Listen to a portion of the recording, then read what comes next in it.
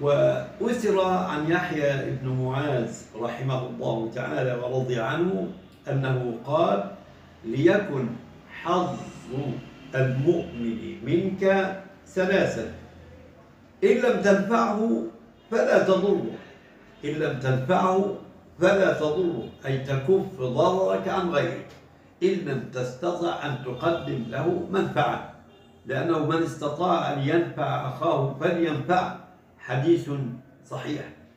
أما بالنسبة للضرر فلا، وإن لم تفرحه فلا تغمه، يعني كن مصدر إسعاد لغيرك، مصدر إسعاد لغيرك. والفرحة هنا إنما هي الفرحة بالطاعة، الفرحة بالطاعة، كما قال النبي عليه الصلاة والسلام: للصائم فرحتان يفرحهما، إذا أفطر فرح بصومه، وإذا لقي ربه، إذا أفطر فرح بفطره، وإذا لقي ربه فرح بصومه.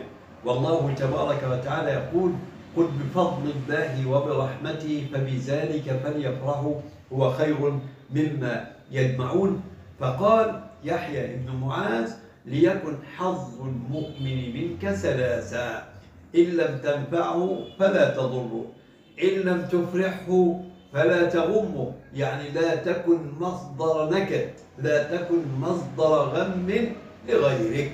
هذا. وأما في الثالثة فقال: وإن لم تمدحه فلا تذمه، يعني إن لم تثني عليه بالحق وتذكره بالخير فلا يعني توقع عليه مذمة منك. نعم.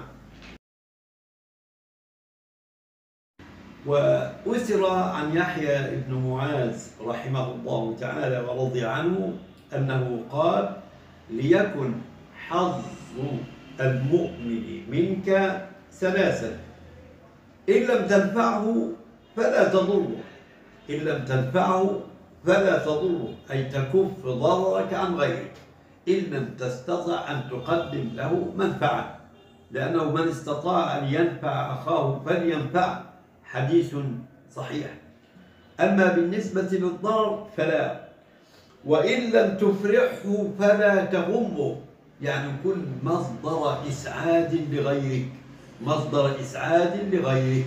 والفرحة هنا إنما هي الفرحة بالطاعة، الفرحة بالطاعة، كما قال النبي عليه الصلاة والسلام: للصائم فرحتان يفرحهما، إذا أفطر فرح بصومه، وإذا لقي ربه، إذا أفطر فرح بفطره، وإذا لقي ربه فرح